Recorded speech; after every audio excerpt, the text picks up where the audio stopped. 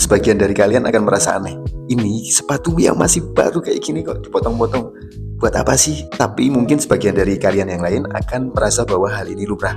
Bagi kalian yang pernah atau saat ini bekerja di footwear manufacturing industry atau industri sepatu, pasti kalian pernah melihat atau bahkan pernah melakukan sendiri bedah construction seperti ini. Nah, tujuannya untuk apa sih sebenarnya sepatu dipotong-potong seperti ini bagi orang-orang yang bekerja di dunia sepatu?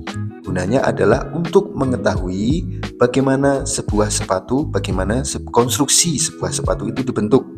Misal dipotong di bagian uppernya, mereka akan melihat bagaimana panel-panel, bagaimana patternnya dibuat, bagaimana cara menyatukannya, bagaimana jahitannya, seperti itu.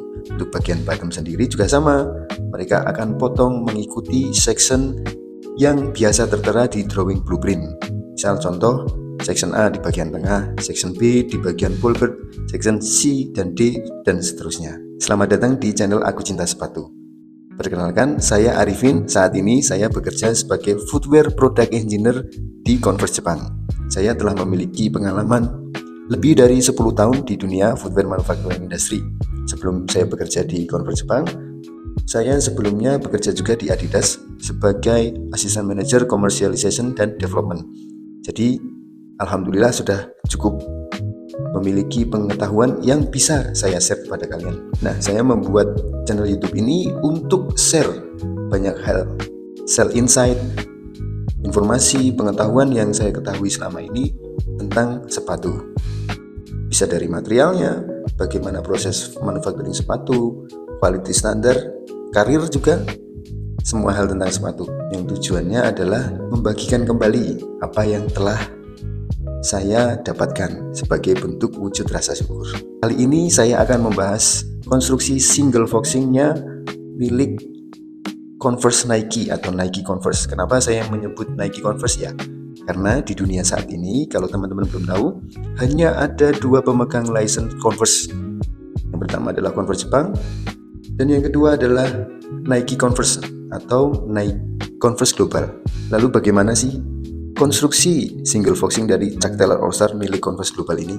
Sebelumnya saya sambil menyampaikan ya, bahwa part yang mengelilingi upper berwarna putih ini bernama foxing.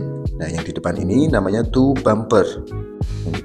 Di bagian fem atau tong ini adalah toe cap.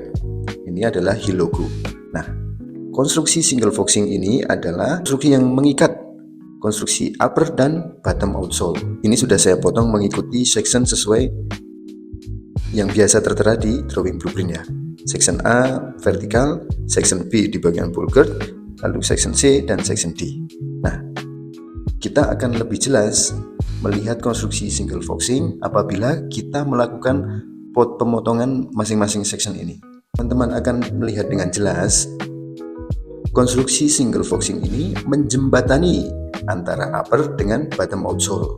Orang umum atau orang kebanyakan akan melihat ini sekilas seolah-olah seperti konstruksi double foxing. Padahal ketika dipotong mengikuti section, kalian akan mengetahui bahwa ini adalah single foxing.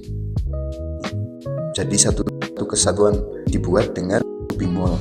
Jadi tekstur ini diisi setelah keluar dari tubing mold. Untuk ke depan saya akan membahas juga perbedaan konstruksi single foxing dan double foxing dan kenapa lebih kuat double foxing ya. Terus ikuti channel ini supaya channel ini berkembang, bisa memberikan manfaat kepada kalian, memberikan insight tentang dunia persepatuan. Semoga bermanfaat.